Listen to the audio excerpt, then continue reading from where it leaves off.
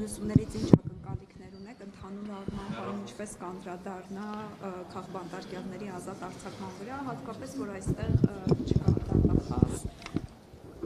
որին հրավիրել էիք հարկադարձ։ Տեսեք, լսումները այս օրերին շատ կարևոր են, որովհետև ինքը իրոք օրակարգային խնդիր է, կարող է մի հատ բարձրանամ վերև։ Կարևոր է բոլոր խնդիրները բարձրաձայնել կոնկրետ օրինակներով ցույց տալ այս իշխանությունների անօրինականությունների, ռեպրեսիաների եւ առասարակ սահմանադրական կարգի դեմ ոտնձգությունների շրջանակներում, ինչա կատարվում էր երկրում։ Գլխավոր դատախազը, ով մեկ շաբաթ առաջ այս դահլիճում մասնակցում էր մարտի 1-ի ողբերգական դեպքերի քաղաքական շահարկմանը, այսօր խուսափեց ներկա լինելու, որովհետև վստահաբար ինքը չունի հնչեցված փաստերին հակափաստարկներ եւ պատասխաններ այն բոլոր ապօրինությունների հետ կապված, որ նախաձեռնում կամ անմիջական մասնակցում է գլխավոր դատախազ։ Նաեւ հրավիրել ենք միջազգային կազմակերպություններին Հայաստանում հավատարմագրված դեսպանություններին, ովքեր եկել են շնորհակալ են, բայց ստեղ էլ մասնակցությունը բավականին կարծեմ 2 թե 3 դեսպանատնից ներկայացուցիչ կա։ Ստեղ էլ պետք է արձանագրել մեկը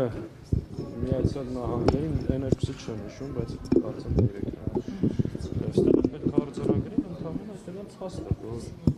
խուսափել են գան եւ մոտիկից ծանոթանան Հայաստանի ժողովրդավարության իրական պատկերին, չնայած մենք ստեղից եկուսները եւ արձանագրությունները իրենց ուղարկել են։ Իշխանությունների այսպես ձեռագիրը տեսնում եք, այստեղ որ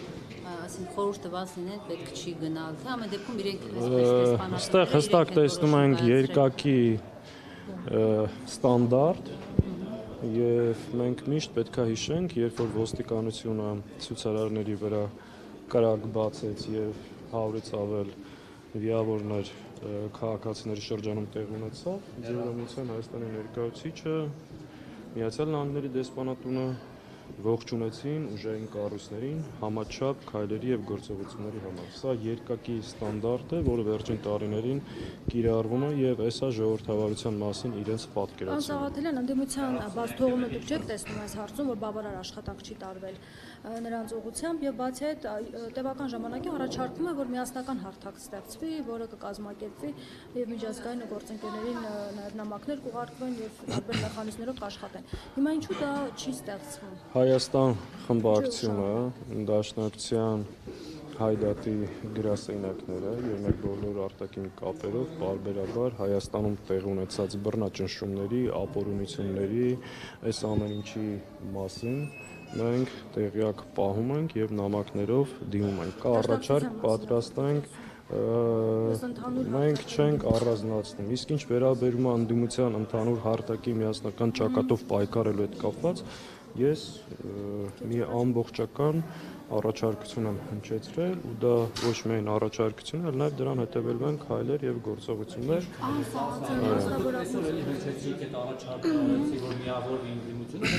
Ես ընդդիմության միավորման մասին չեմ առաջարկություն հնչեցրել, ես հնչեցրել եմ հետևյալի մասին, որ կան կարևոր առանցքային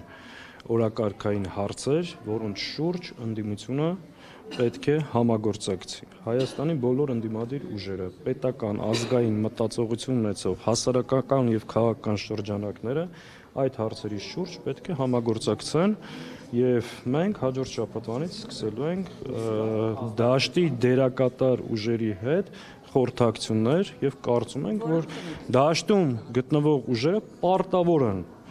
համախմբել իրենց ուժերը, մեկտեղել եւ համատեղ ռեսուրսներով այս ռեպրեսիաներին դիմագրավելու համար։ Ընդհանուր միավորման մասին քննարկում չկա ու խոսնել ընդհանրապես դրա մասին չի։ Մի քանի հարցերի շուրջ այս իշխանությունների կողմից ձեռնարկված ռեպրեսիաներին, բռնություններին, ազատությունների սահմանափակման նկատմամբ ձևավորվել համարժեք հակազդեցություն Ընդդիմադիր դաշտում բացառել միմյանց նկատմամբ հակաքարոզչությունը, քաղբանտարկյալների իրավունքների հարցով ամբողջությամբ միասնաբար պայքարել, նաև իրենց իրավունքների եւ ազատության համար, ու նաև ակնհայտ է, որ այս իշխանությունը ամեն ինչ անելու է վերարտադրվելու համար եւ այդ տեղի ունենալու արտահերթ կամ հերթական ընտրությունների միջոցով օգտագործելու է ողջ պետական ռեսուրսը, բոլոր իր հնարավորությունները, փորձելու է քաղաքական հակառակորդներին չեզոքացնել, այս հարցում եւս ընդդիմությունը պետք է համագործակցի եւ կանխի այս չարիքի իշխանության վերարտադրությունը։ Պարոն Սաղաթելյան, Մարդու իրավունքների նախկին պաշտպան Արման Թաթոյանը այսօր ասուլիս է տվել եւ հայտարարել, որ Նիկոլ Փաշինյանը սնվում է նախկին նախագահներից եւ պետք է նրանք չմասնակցեն ընտրություններին, դուրս գան քաղաքականությունից, որպեսզի հնարավոր լինի հաղթել։ Տեսեք, այդ ընտրություններին չմասնակցելու խոսույթը նախկինների ներկաների դա նիկոլական խոսույթ։ Ես ցավում եմ, որ քաղաքականության մեջ հայտ ներկայացրած նոր քաղաքական ուժը իր քայլերը սկսում է նիկոլական խոսույթով, անկեղծ ցավում եմ դրա համար եւ կարծում եմ դա հաջողության հասնելու ճանապարհը չի։ Սաղաթելյան, կարող եք լուսավորել հանրությանը Արման Թաթոյանի հետ կապված որոշակի խոսակցություններ կային, որ ընդդիմադիրները նրան են դիտարկել որպես միասնական տեխնացու պայքարի ժամանակ, պայքարի օրերին։ Այդպիսի բան եղել է թե ոչ, որովհետև հիմա քաղաքական հայտ է ներկայացրել մի մարդ, որը նախկինում երբեք քաղաքականությամբ չի զբաղվել։ Ես չեմ ուզում վերադառնալ այդ մանրամասներին, քննարկումներ եղել են, Բագրատ Սրբազան այդ հարցին շատ ավելի հանգամանալից կարող է պատասխանել, ես էլ որոշ քննարկումների ներկա եղել եմ, բայց երբեք ընդդիմադիր դաշտի որևէ ուժ, նոր, հին, նախկին մեր համար թիրախ չի եղել եւ չի լինելու, ափսոսում եմ, որ իրենց մուտքը սկսում են նման խոսույթով։ Պարոն Սաղաթելյան, կրկին Ալեն Սիմոնյանը այսօր եկավ մի պահ հետևում էր լսումներին եւ նորից ասում են, որ այս ընդդիմությունը այսպես իրենց ամենահարմար ընդդիմությունն է,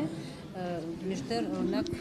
ձեր թվերով 60 արդեն քաղաքական դրդապատճառներով, եթե իրենց հարմար ընդդիմությունն է, օրինակ ինչու Արամ Զավենի Սարգսյանի այդ հանրապետություն կուսակցությունից ինչ-որ ձերբակալություններ չեն անում, ինքը ասում է, որ օրինակ իրենք այդ այդպեսի ընդդիմություն են։ Դուք հարցին պատասխանեցիք։ Այսինքն, եթե այդքան հարմար ընդդիմություն են, գիշեր-ցերեկ ինչ են ձերբակալում, Դաշնակցության երիտասարդական միությունից մինչև Գերագույն մարմնի անդամ հենց հիմա տարբեր մեղադրանքներ եւ կալանքներ կա։ Ընդդիմադիր դաշտի 60 քաղբանտարկյալ կա այս երկրում։ Եթե այդքան հարմար է այսօրվա խորհրդարանական ընդդիմությունը, ինչի են այսքան հալածում։ Գուցե դրանով եք հենց հարմար, որ նաև կարող են ձեզ բռնել, հալածել, տանել, նստեցնել, ճնշել, չեզոքացնել։ Իսկ գուցե մնացածը հարմարվել են իրավիճակին դրա համար իրանց հետևից չեն գնում։ Իսկ գուցե այդ Նիկոլ այդ խոսույթը դնում է ու որոշ ընդդիմադիր դաշտում էլ որոշները դա կրկնում են Նիկոլի ջրաղացին ջուր լցնելու համար։ Այնքան պարզ ու ակնհայտ է, դե չեն պայքարում, հիմա Աստված իրանց, ինչի իրանցից իջում մեկը ակնկալում էր, որ պետք է պայքարի։ Պարոն Սաղաթելյան, եթե կարելի է նաև Բաքվում պահվող հայգերիների եւ պատանդների հետ կապված մեկ հարց, տեսեք, այնտեղ գնացել էին Հայաստանի քաղաքասարակության որոշ ներկայացուցիչներ, որոնք այդպես էլ չեն կարողացել նրանց հետ տեսակցել։ Այս առումով ինչ անելիքներ կա, մասնավորապես Հայդատի, Գրասենյակը, Սփյուռքի մեր հայրենակիցները ինչպես կարող են այս խնդիրը բարձրացնել։ Նախ այդ այցի մասին, դա խայտառակություն էր։ Դա խաղաղություն երկու ժողովուրդների միջև վստահություն ձևավորելու մասին չէ։ Դա արժանապատվության, կորստի եւ հայկական շահերի սպասարկումից առհասարակ հրաժարվելու դրսևորում էր։ Ադրբեջանը պետք է իմանա եւ Ալիևի վարչակազմը, որ ինքը ում հետ որ հանդիպել է, դրանք հայ ժողովրդի հետ որևէ կապ եւ առնչություն չունեն։ Իրենք հանդիպել են իրենց ազդեցության գործակալների հետ։ Հետևաբար նրանք չեն կարող ներկայացնել հայկական կողմը եւ հայ ժողովրդը։ Այս պետք է արձանագրենք ու սրանք վերադառնալուց հետո այն քարոզչությունը Ադրբեջանի, այն պատվիրակությունը, որ գնացել է Ադրբեջան ու վերադարձել է Ադրբեջանի շահերը առաջ է տանում Հայաստանում, դրանք հայ ժողովրդի, հայկական պետականության, մեր ինքնության հետ որևէ առնչություն չունեն։ Դրանք ազդեցության գործակալներ են, որ սպասարկում են այդ պետությունների շահերը։ Իմիջայլոց այդտեղ միակ լավ բանը այն է, որ արդեն սկսել են բացահայտ այդ ամեն ինչը անել։ Հետևաբար, երբ որ ամեն օր հանրային հեռուստաընկերության, հայկական ժամանակի, սիվիկների եթերով այս գործակալական ցանցի ներկայացուցիչները ազդեցության հարցազրույցներ են ունենում, պետք է հասկանան իրենք որ պետությունն են ներկայացնում Հայաստանը։ Իսկ ինչ վերաբերում է Բաքվում գտնվող մեր ռազմագերիներին, այս հայ ժողովրդի ամոթն է, խայտարակությունն է, իրանք նաև Բաքվում են այս իշխանության գործունեության արդյունքում եւ Հայաստանի այսօրվա վարչախումբը անմիջական մեղսակցություն ունի Արցախի հայաթափման, էթնիկ զտման, ցեղասպանության եւ Բաքվում գտնվող ռազմագերիների հարցով։ Իրանք ինչ ուզում է ասեն, այդ հարցով չեն զբաղվել ու շարունակում են չզբաղվել։ Պարոն Սաղաթելյան, Ադրբեջանի դեպքը խվից վտարել են, որտեղ ժողովրդավարության հետ կապված խնդիրներ ունի։ Եվ երբ ասում են, որ գնացել են այնտեղ քաղաքասարակության ներկայացուցիչների հետ հանդիպել, սա արդեն բան չի, որ այնտեղ ինչ քաղաքասարակություն, որ մի հատ էլ Ինչ քաղաքասարակություն, նույն ադրբեջանական այսպես կոչված քաղաքասարակությունը, որ եկել էր Երևան, ովքեր էին, նրանք ովքեր բլոկադայի մեջ էին պահում մեր հայրենակիցներին 9 ամիս ճանապարհը փակել էին։ Ակնհայտ է, չէ, որ այս ամեն ինչի նպատակը ուզում են հստակ լինի, հետևյալն է. Նիկոլ Փաշինյանը եւ իր վարչախումբը իր քայլերով եւ գործողություններով անում են մեկ բան՝ լվանալ Ալիևի այրունոտ ձեռքերը եւ լեգիտիմացնել այն էթնիկ զտումն ու ցեղասպանությունը, որ տեղի ունեցել Արցախում։ Այսօրվա Հայաստանի վարչախմբի հիմնական գործառույթը դա է։ Դա կապ չունի ոչ խաղաղության, ոչ երկու ժողովուրդների միջև հարաբերությունները կարգավորելու, ոչ էլ մնացած հարցերի հետ։ Առանց արդարության վերականգնման, առանց մեր իրավունքների պաշտպանության, Ադրբեջանի զորքերը գտնվում են Հայաստանի տարածքում, իսկ ռազմագերիները Բաքվի բանտում, այս իրավիճակում այդ այցելությունները պարզապես նրանց Հարցությունները վտանգավոր հետևանքներ կարող է ունենալ հենց մեր հայ հասարակության։ մեծ, տեսեք իրենց սրիկայության աստիճանը, ասենք ասում են Հաջիևը մեզ փոխանցել է, թե Բայրամովը, թե Հաջիևը, որ գնացեք հայ ժողովրդին փոխանցեք, որ պատերազմ չի ունենալու։ Տարածքային պահանջներ Տարածքային պահանջներ չկան։ Դե լավ, մի հատ դուրս բերեք Հայաստանի տարածքից ձեր զորքերը։ Ինչ չեք բերում։ Այսինքն, այո, մեղմ ասած։ Պատասխան այս դիտարկումների իշխանության ներկայացուցիչները, նաև քաղաքասարակության ներկայացուցիչները պնդում են, որ ընդդիմությունը խաղաղություն չի ուզում, որովհետև դա ձեռնտու է նաև Ռուսաստանի Դաշնությանը։ Դրանք կրկին թուրքական քարոզչական թեզեր են, որ ներմուծում են մեր հասարակության մեջ։ Ակնհայտ է, որ Հայաստանի գործող վարչախումբը փորձում է ռուսական ազդեցությունը Հայաստանում չեզոքացնել, դա լրացնել թուրքական ազդեցությամբ եւ ներկայությամբ։ Ամեն ինչ արվում է այդ կոնտեքստում եւ դրա համար այդ նպատակով։ Պարոն Սաղաթելյան, ես հիշում եմ, ինչ դուք ստեղ պատգամավոր եք, այսինքն 21 թվականից հետո դիմությանը մեղադրում են, ասում են ինչու չեք մանդատները դնում, դրեք վերջապես սրանց հետ ինչ եք անում այստեղ։ Հիմա երբ որ այս տարիներին օրենք միջև impeachment-ը բան դիմադիր տարբեր պատգամավորներ դու պատիվ ունեմ պատգամավորները ասում են, որ այդ մանդատները մեզ պետք է, որպեսզի մենք օրինակ impeachment-ի գործընթաց լինի, մենք կարողանանք օգտագործել քվեարկել։ Այ հիմա օրինակ ի՞նչն է խանգարում մանդատները դնել, որովհետև այդ հարցը ինձ էլ է ասում, հենց հանդիպես դուր։ Եթե մեկը ասի, որ մանդատները դնելը ինչա տալու, չէ, impeachment-ի չեմ խոսում։ Ինչա տալու այդ մանդատները դնելը։ Հետո այդ նույն մարդիկ չեն ասելու, դա փախուստ էր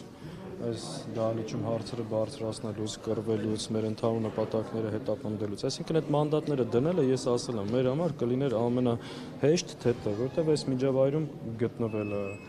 Այո, այստեղ մեր արժանապատվության շատ հաճախ, մեր առողջության հաշվին այս խմբակցությունը փորձում է բոլոր բաներով պայքարել։ Գլուխները պատին են տալի, փոխանակ դնեք ասողները թող вообще, այսինքն իրանց փողոցում պայք։ չափն ու ձևը իմանան։